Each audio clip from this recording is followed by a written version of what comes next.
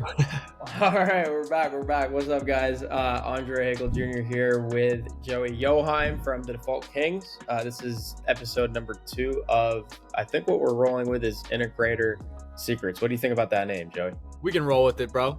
All right, bet.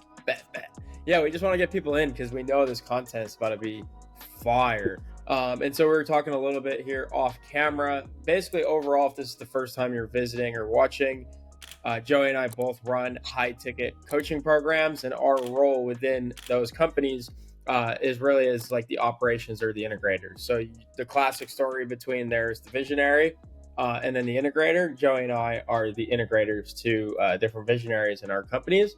And so we don't put our faces out or put too much content out because we're busy integrating. So this is our opportunity to talk more about what it's like to run the back end of a massive coaching program. Yep. And so before this one, we were talking about, okay, what topics should we introduce on episode 2? And the topics are going to be around events, multiple offers, and just our experiences with getting out of just the core offer, which I think happens pretty quickly once you start to reach scale. So Joey, maybe talk us through a little bit about what your guys' core offer is. And at Default Kings, and then how you started to build events around that. Yeah, and I think the big part when it comes to having multiple offers and having a back end offer and events and things along that lines is it depends on where you're at in the process. And if anybody's read the book Ready, Fire, Aim, like all the answers are there. Like all the answers are in that book. And I know you and I have talked about that before, Andre. I heard somebody else, I think they were on this TikTok podcast talking about how Brian Moncada. Yeah, all the answers are there. And so it's once you hit that point of a 7-figure run rate is when you should probably start looking to introduce other offers to go into scale. And the layup, the lowest hanging fruit is some sort of a back end offer, some sort of a continuation from what you typically have on the front. And so for us, we have a 3-month offer, right? It's a 3-month coaching program. And somewhere around the midway point, the midway to 2/3 of the way through is when that gets introduced to our clientele, right? And that usually happens through some sort of a conversation, some sort of a check-in to see what the actual needs are that they have going forward. And just like any sales process, there's going to be some people that are qualified for the specific offers that you have, and there's going to be some people that just don't need it. For us with weight loss, if we have a guy that's hit his goal and he genuinely doesn't need anything, that's okay. He gets DQ'd. So I think the biggest thing that we had to learn was that it's a sales process, just like it is on the front end. The back end and the front end sales processes are nearly the same. You just have the luxury of already having trust built. Exactly. Yeah, and I feel like it's kind of foreign to newer business owners, like selling existing customers. But that's like what every great business does. I mean, just look at like something like Apple. Like you buy an iPhone, like you're buying AirPods, you're buying iPads, you're buying MacBooks. Like there's always more. It's never just that one and done purchase on the front end. And it could be back end offers like you talked about, but it could also be events. And I was at your event, which was like a month or two ago in Nashville. You and your business partners were at my event. You actually did a panel. You spoke at my event in October. And so like events are a big focus for both of us. Maybe talk us through like what the strategy behind the scenes is for your guys' events. Are they strictly for people already in your program as like a back end offer or bottom of funnel? Or are they also top of funnel to attract new people that will eventually join your 3-month program? Well, I think the answer, like most things, is both, right? Like the answer's somewhere in the middle. It always tends to be. And so for us, how we actually do it is with the events we've done up to this point, it's always been the people that are inside of the community just get the first crack at it. So we usually have some sort of a discount, some sort of a special, or some sort of unique offer for people that are already part of the community to just get their hands on it first. It's like a pre-sale. It's really a simple process. It's nothing crazy. And then once that time period has elapsed is when we push it out to the public. And now you have the opportunity to have people that are sort of top of funnel for you, where now we try to ascend them to an actual 3-month coaching program. So the answer is both. Yep. Yeah, we did something similar at our event in October. I think it was pretty close to a 50-50 split. And so we had 50% of the people there that were in the program, and then the other 50% were just there at the event. And we it was pretty funny. We came up with this really genius idea because obviously, like, we want to get people there that are not in the program so that they can see, like, hey, this is probably a program I should be a part of. Mhm. And so how we differentiated, because we had our whole sales team there, and they're Yeah. like hype. They're like, man, there's going to be a lot of deals for me to go in and close. I never saw the sales team so hyped for an event until then. So what we did is we created separate badges. There was a badge for members of Client Ascension and a completely different colored badge for everyone else. And so it was very easy to like pick out, okay, that guy's not in Client Ascension. It looks like he's talking to three guys that are in Client Ascension. They're probably already selling him on why he should join. This is a layup. And so it was very strategic. But just like you said, it serves two different purposes. One, you're trying to build the value for guys that already entered your program, and then on the other side, you're trying to show people why they should join your program. And so you mentioned your program's 3 months. Mhm. What does that look like? I guess the fulfillment process. Do you kind of look at it as like a sprint, or how do you look at the 3 months? The 3 months is structured for us, and I feel like your guys is structured like this too, just being inside of what you guys do as well. It's like it's structured that if somebody came through the 3 month program, if they did it successfully, they should be more than capable of going off on their own and continuing to see success and continuing to apply the lessons they learned inside of that 3 month period. I feel like it has to be structured that way, or it's just not going to be a good product. Where the back end offers come into play for us is if a guy still wants the accountability, which is what I think any coaching program should offer, because that's where the big value is of having a coach, right? It's having somebody in your corner, somebody that's there looking over your shoulder and checking in with you all the time to make sure you're continuing to progress. So for us, again, that 3 month period is designed where somebody could come through it, apply all the lessons, and should be set up for life just after that 3 months. But if they do still want us, they still have goals that they're after, we absolutely offer them the opportunity to keep working with us, and we continue to teach them and go on and educate them for their desired time period.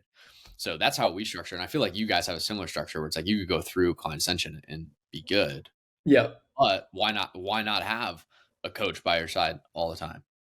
Right. Which exactly. you and I talked about on the phone a few weeks ago. I was like, dude, I'm gonna stay in that shit forever. I just like having the group.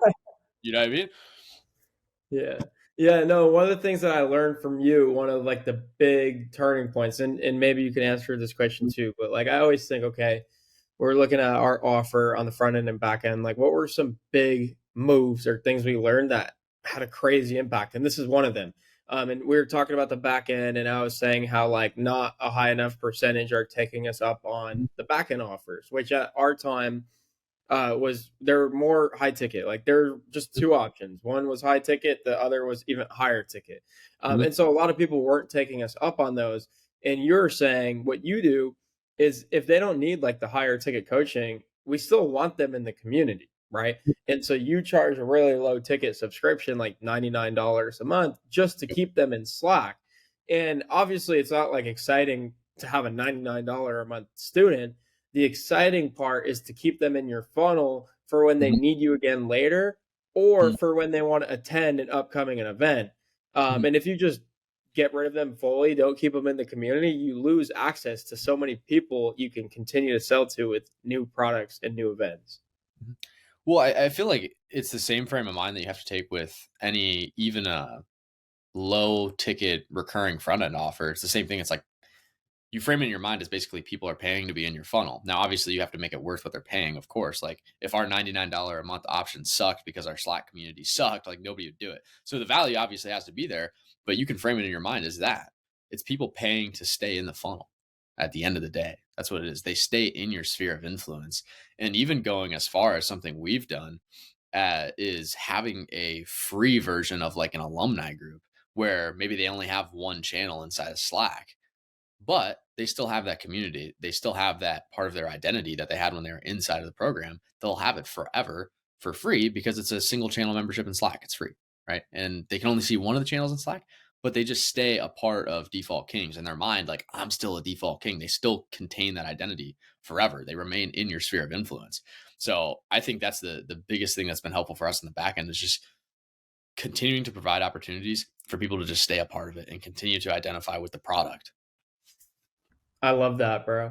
So we hit on a couple of things here, like on the back end. I feel like the biggest thing you're striving for, optimizing for on a back end is stickiness, right? Like, how can you make it so incredibly painful for them to drop everything and leave? Like the Slack, the coaching, the accountability, right? So for me, the way I look at it, we have software, which I think you guys use a personal training software as well, which you Mhm. might be able to talk about.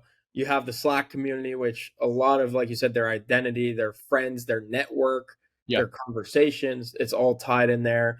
And then you just have the accountability, right? Like the coaching, just being hit up every single day, reminding them about the workouts they have to do or the meal plans they committed to. And so, what would you say are like the three biggest sticking points on the front end offer that fuels the success of your back end offer? I think it's the community and the coaching, and I think if I had to add a third, it's probably the convenience of the software. I'm sure you've heard Mangazzi talk about this idea of like feeding the software. I heard him on a podcast talking about this, where it's like it's a coaching program that involves a software. People fall in love with the software, and then in the back end, you can sell them into the software, and you just start to stack these recurring memberships on the back end, which in a short time period, if you're playing a short game, it doesn't seem like a lot. If you get a few people on $100 a month subscription, but if you're playing the decade game of business, which everybody should be playing, like the multiple decades game, anyways, in my opinion, that's going to add up. Eventually, you're going to have so many people that you've just fed through a coaching program into a cheap software that they learned about in the coaching program. That's where you get your stickiness. So again, I think it's the community, the coaching, and then the convenience of that software on the back end, which like I'm trying to think of for you guys some softwares and stuff that you guys could easily integrate. Like you guys have your sending tools, you guys have Yeah. your things that you use for scraping leads. Like it's a big layup to somehow package a software on the back end where you can just feed people to that, and that's your sticking point on the back, right? It is So crazy, and it's there's such so much high opportunity. leverage. Like our specific example, like you pointed out, was the sending tool, and Yep. literally we've had people not churn because we continue paying for their $50 a month sending tool. Yes. I'm Totally. like, that's the reason. Like, Totally. Totally, man. And it's like it's so interesting because I think the original frame of thought, well, I shouldn't say it's an original frame of thought, it's still a frame of thought that people use, is typically a lot of people like to do the kind of buy a low ticket thing, then a slightly higher ticket thing, then a slightly higher ticket thing, then go high ticket. Where this is like the inverse of that. It's like high ticket, boom. And then you drop them down to this recurring software on the back end because they're anchored so high on the front that if you offer them something that's even half the price on the back end, their mind has already paid all that money, double that. And it's like, do you want the continued value for half the price? Yeah, of course. And even yeah, if you can't do that, well, now you have a software you can give them. Okay, cool. You don't want that coaching, that continued accountability. Do you want this thing that you now default to using all the time and feel less capable of functioning if you don't have it? And that's the software. And that can be really cheap. And the margins on software, at least our software situation, is like they're so massive. So charging $99 a month for the software, it's like a 90% margin. with no input from you guys. None. Zero. It's just to be in it and use it. So that's where for us having like such a low price on the back end is so good because it's overwhelmingly valuable. And I think that's obviously a theme that every product has, and I'm sure we'll talk about a million times on this podcast, is like when they hear 99 for a continued Slack community with 8 calls a week and continued access to the training software and programming, they're like, how is that only 99 bucks a month? Yeah, Right. So like, yeah, and that's how it should feel, right? I feel like that's how every product needs to be. Is it's like, how is it only that much? So vast majority of people, like above 80% of people, when they're offered that software package on the back end, they're like, yeah, of course. yeah. It's a no brainer. They'd be stupid not to take it. And like you said, that's really the standard you're shooting for when you're crafting an offer on the front end and the back end. You want to set yourself up to be able to comfortably deliver 10x value because that's what's going to keep them around, right? Is constantly over delivering. And if you put yourself in a tough position to over deliver, it's not going to be sustainable, and you're going to end up churning.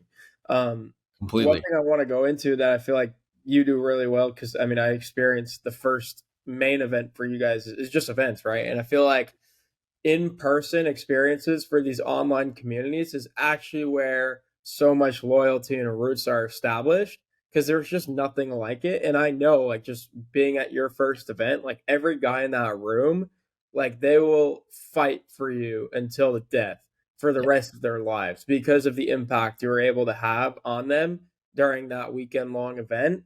And Mhm. so maybe talk about your guys' approach. One thing is specifically that you do well with events, I feel like, is shared experiences. Mhm. Like it's not you're just showing up to a seminar and you have your notepad and you're just learning from a bunch of speakers and you leave. Like you make everyone feel involved and are involved. And I think the smaller group kind of enables that. So maybe I just think your approach to events is so genius.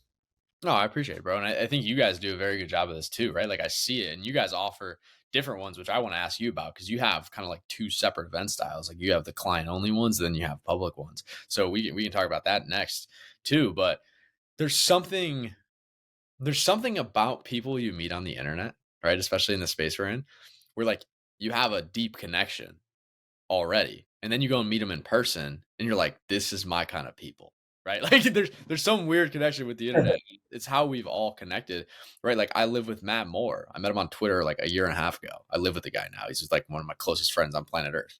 Right. But because we had that internet relationship before, we kind of knew a lot about each other leading into that first time meeting. And it felt like you already knew him. So when you have these virtual coaching programs, a lot of these people kind of already feel like they know you. So for them to come and meet you in person, it's pretty surreal, and it's a massive opportunity for connection. And I think the biggest thing that we focus on at ours, given the nature of our coaching program being fitness coaching, is we understand the value of shared struggle. So like at that event, like I got you carrying me on my back on your back, going upstairs, doing all kinds of hard things together and struggling alongside each other. That's going to build a massive relationship, right? Massive relationship. You see this in literally every domain of life. You think about even in a military aspect, what are they doing at boot camp? Like they're struggling together, they're building camaraderie. You think about this in sports. What are you doing together? You're struggling together, you're training together, you're building camaraderie. And so we really just try to bring that to our events because one, it's obviously on brand, it's fitness coaching. So of course we're going to make you go work out and do hard things together. But that builds a ton of camaraderie amongst the community and attaches them to us. They're forever going to have that shared experience with us that they can always pull back on how they just grew as a man in that environment. So, yeah, dude, I mean, it's the shared struggles and shared experience is a massive part of every single in-person event that we plan. And like our next one, we have like jujitsu on the docket. We outdoor workouts. We have like tactical weapons training on the docket. Like we have Wow. all kinds of like crazy shit just because we know, especially for guys, when you do that with other guys, like there's no feeling like it. Like Yeah, there's no better way to build camaraderie than doing that stuff together. I And love it. dude, yeah, it's fun, man. And I think what I wanted to ask you about too is kind of your frame of mind when you go into events because I know something that you guys have now is like these client ascension student only events, right? It's just like a part of being the community, like the one in Tampa we just had. It was just like, yeah, just come. You're part of the community, come. Yeah. There's no entry price or anything like that. And that's something when I saw you guys do that, I was like, dude, we got to do this. I was like, we need to budget for like student only events right now and start planning this. Yeah. What was your mindset with that? Yeah, so great question. So for our events, and dude, like there's so much to learn from both sides here. Mhm. Because like I feel like and we're in different niches, right? So like Yeah. you could do different things. So like yours fitness, ours is business coaching. Mhm. And so like we've all been to like these business networking events and they're pretty boring, right? Like you go with maybe your business partners and you end up speaking to like two or three people and you're on your phone most of the time, you're on your computer just working Yep. listening in the background to the seminar. It's like, why are you even there in the first place? And so one thing I've learned from you guys is like more intimate settings, right? So our kind of outlook on events is we have the main event in October, which is where we just get everyone there. And the biggest levers there is obviously just volume of people. Like this year, we're aiming for 250 to 300 people. The other side of that is very high level speakers that we could bring into the community. So like someone like Jeremy Newsom being able to do a keynote, guys like Dan Henry that live here in Tampa, Myron Golden, like these are Hormozy, like these are all guys that we can go out and get to speak at these events, Yeah. which is high leverage because we build that relationship with them. And then at those events, like I talked about, half of the people there are typically from the community, the other half are not. And so the half that are not, you get a large sum of them to end up joining. So Mhm. that's the strategy there. But once you're in the community, I just think there's so much opportunity to establish goodwill and deeper connections with the people in the community at events like what we did in Tampa, which was really simple. All we did was we live in a really nice apartment complex here in downtown Tampa.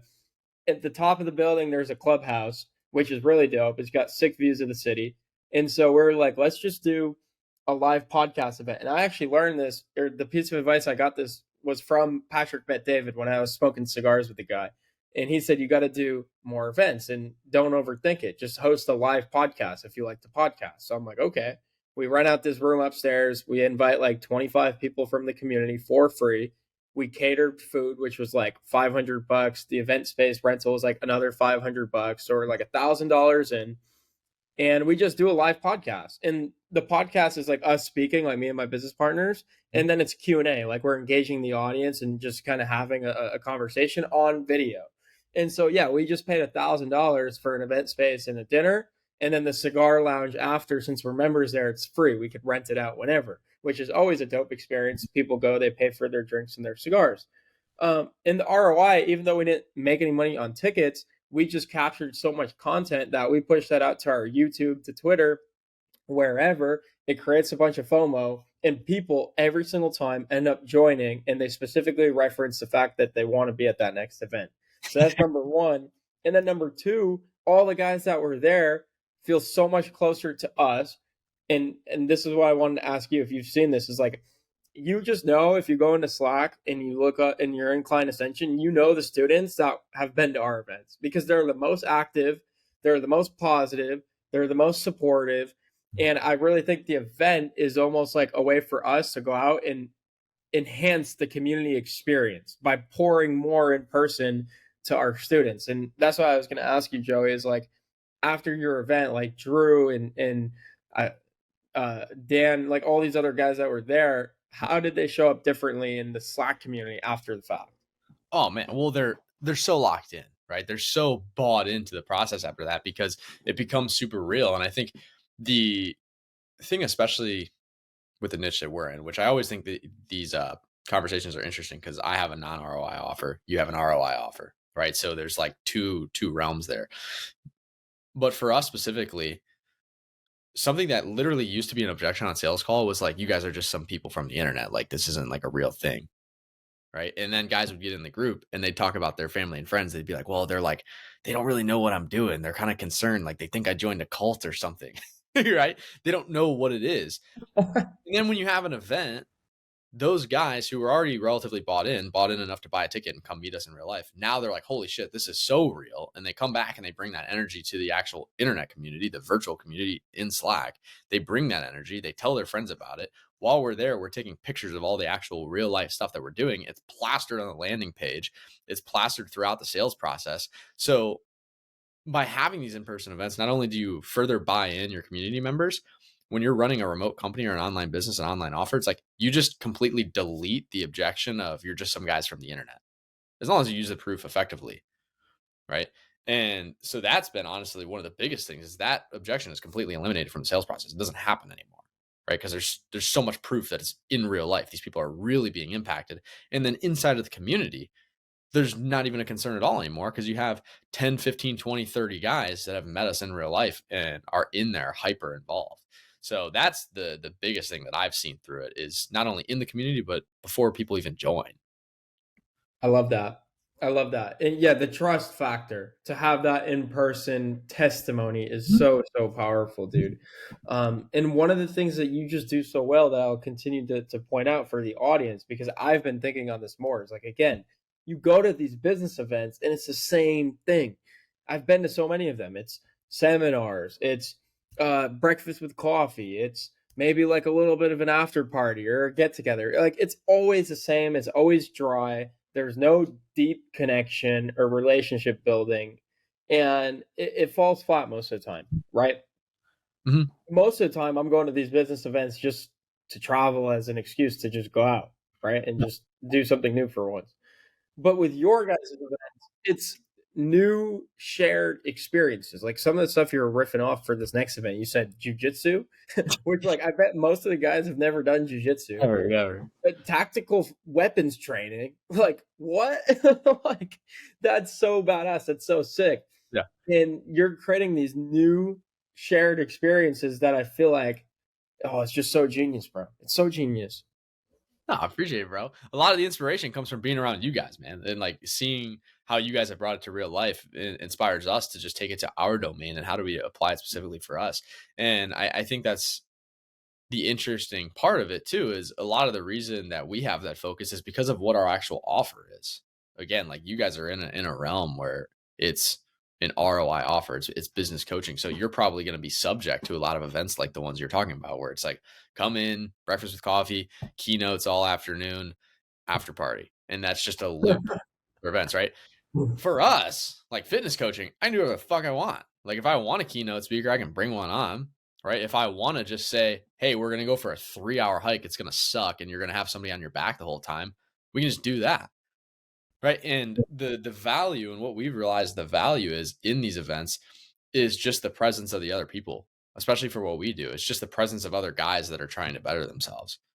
Right? It's just the presence of being That's it. around like myself and Gabe and the other members of our team that they've met through a Zoom meeting. And they're like, these guys have really helped me impact my life. Like that's actually where the value is. Like Yeah. I don't have an itinerary on our event landing page. They just see you're going to come hang out with Default Kings and the other guys in the community. And they're like, cool, buy the ticket. Done. Yeah. They don't like look at it and are like, what are we doing? No, they don't care. They just want to come hang out. And it was the same thing for you guys. Any like both of the events you guys have had, we were at, and both times it was just like, I don't really know what we're doing. I don't care. I'm buying the ticket because it's a client ascension event, right? It's like I'm Yeah. gonna, and that's probably how the vast majority of guys that attended felt with you guys too. Yeah, it's cool to think about. It's just all branding, right? It's like, and the more you do it, the more people see you and are like, yeah, I also want to hang out with you. And it's like almost like an egotistical thing, but like the more clout you gain, the more you become known, the more people want to just go to these events to hang out with you, which is just a really cool, it's just a really cool thought, honestly. Yeah, man, and it only gets better with time too, which is exactly Yeah. what you're saying. And it's like, dude, there's just so many opportunities, and like one thing Yeah. that we're trying to get lined up here is having Gabe's dad do like a live interview with Gabe because Oh, a lot of people know the story of Gabe's dad, right? That's kind of like the face of our brand and our stories that we tell all the time is that. So it's like if we can get all the community members there and then have the guy that really was like the inspiration for this and Gabe's inspiration come and be a part of the event and do it like a live interview and a Q&A with him, like how amazing is that going to be? And so you have so much flexibility with these events and you have so much opportunity when you have a bought in community and you have that branding power to just impact these people at a deeper level and make everything real. Like that is the biggest thing that I take away from all the events is like it just makes it so real for these people. So real. so real. Yeah, Gary just did that at his event, Gary V. He Oh, that's good. opened the event by doing an interview with his brother and his dad, and I just thought it was the coolest Oh, thing. that's so wholesome. That's so Yeah, wholesome. so wholesome, and it's so on brand, like you said. And if you sell people into like an authentic brand, you're able to do things like that, which is really, I mean, if you think about it, why we do what we do. The last thing I want to ask is like events are so much fun, bro, because again, like they're almost like excuses to go Mhm. out and have fun. Like one of the events we're planning is like a golf trip because a lot of guys in our group There. like golf. And it's like, dude, how sick would it be to rent like a huge Airbnb and do a golf trip over a weekend and talk business? It's still very business related, but it'd just be a shared experience. And so again, props to you guys for really setting the standard for like doing things outside of the box, and not like these typical networking events because that's the future. That's where these communities are really going to set themselves apart. So for you, like this event in Orlando, this recording should be out before then. Like I just want you to plug it and kind of talk about what that looks like for anyone that might be interested. Totally, man. Yeah, I appreciate you saying that. And I think it's funny because like you've been to our event where it was like a super deep, intimate, small group, and I've been to yours where it's a large group, 100 something people. And I think again, kind of like what we were talking about with the offers earlier, is like you have to do both. I think both have a massive purpose. And just for the business owners listening and stuff, it's like if you're worried about having a smaller event, just charge more for it. That's it. Like you have a smaller Yeah. group, charge more money for it. The bigger the group, the less you charge. Like that's a really good just rule of thumb that you can use. And it's you need to have both and it's worth having both because it's like you're going to want to do a 10-person group, charge a higher ticket for that event and make it insane. Like you're talking about this golf group, you ain't going to bring 250 people to a golf trip in an No. Airbnb. No way. It's going to be probably 5 to 20 people at most, and it's going to be mega high ticket. And that's great because that group of 20 guys is going to be your most bought in people ever for the rest of time because they were a part of the intimate group, just like our Nashville group of 8 people. They're going to be bought in forever. They're going to talk highly of us forever. And then you also go and you have the bigger ones that can actually be used as top of funnel type things. So you need to be doing both. And I think that's a big theme with all these offers and all these events is like, it's not an extreme, right? It's not one or the other. It's find a way to do both and make it work. That's so good, bro. I love it. Well, let's wrap it here just because we're at the 30-minute mark. Want to be Yep. respectful of everyone's time and also not give away too many of our integrator secrets in the early episodes here. So if you guys are listening, please, like the video, comment your biggest takeaway, comment any questions for Joey and I. We're super active and take advantage because this is small right now, but I'm sure if we stay consistent with it, it'll get much, much larger. So ask us the questions. We'll kind of use those questions to, base the topics for the next upcoming episodes. But also just, I'm Andre Haykal Jr. You can find me on Twitter. You can find Client Ascension at clientascension.com. And then Joe, if you want to plug your stuff here as well, and we'll wrap it. Absolutely. I'm Joey Yochheim. So JoeyYochheim, and I'm that on everything. YouTube, Twitter, Instagram, Facebook, and then you can find our coaching program, Default Kings, at defaultkings.com. Hell yeah. We also have a dope interview with Joey on my podcast channel at Stick Talk Podcast. Finally on Spotify too, brother. Spotify too, bro. Hell yeah. So we're everywhere. We're going to continue to be everywhere. And so if you're watching this up to now, we appreciate you. We love you. And we hope you're getting the value. But until next time. You guys.